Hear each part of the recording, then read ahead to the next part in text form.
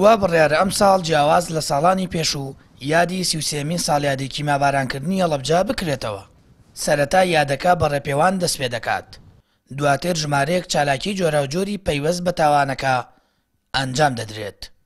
لە ڕۆژی 16 مانگ سێشەممە لە سەعات 9 سەر لە بەیانی بە ڕێپێوانێکی تەندروست ئاسا واتە بە دەمامکەوە واتە بە دەستکێشەوە واتە بەوەی کە هاوکاری یەک بین بەرەو سەرمەزاری شەیدان لەسەر قەبرانە ڕۆین لەوێ چێ دێ تاجەگوڵنێت دانێ چێ دێ فرمێسکم بۆ ڕێژێ خێراتنیەکەین.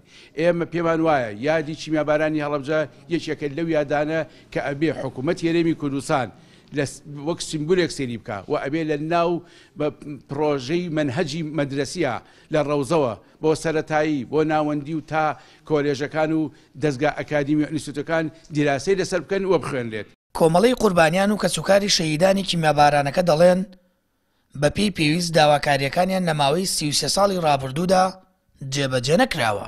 هەڵەبجە و کیمیابارانەکەی بۆ ئەوان زامێکە هەرگیز ساڕێژ نابێت و ڕۆژانە نوێ دەبێتەوە. تا ئێستا حکوومەت و دەسەڵاتی کوردی نەیتوانیوە بەشێک لە برینەکانیان ساڕێژ بکات.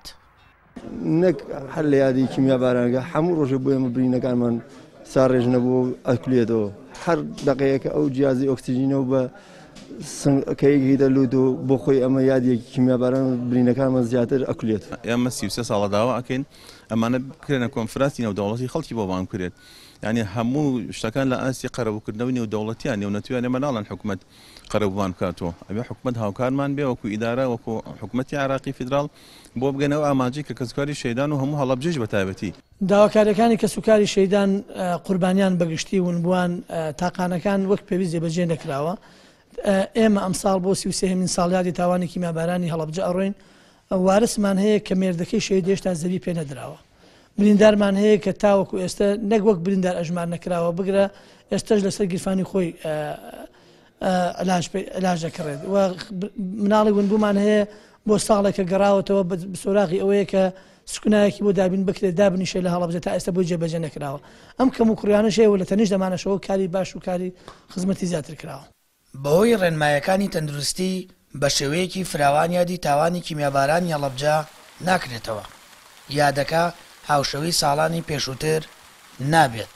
تا ئێستاش نەتوانراوە لە یادی تاوانی کیمیابارانی هەڵەبجە کۆنفرانسی گەورەی نێودەوڵەتی ساز بکرێت و توێژینەوەی تایبەت بەو بوارە بخرێتە ڕوو.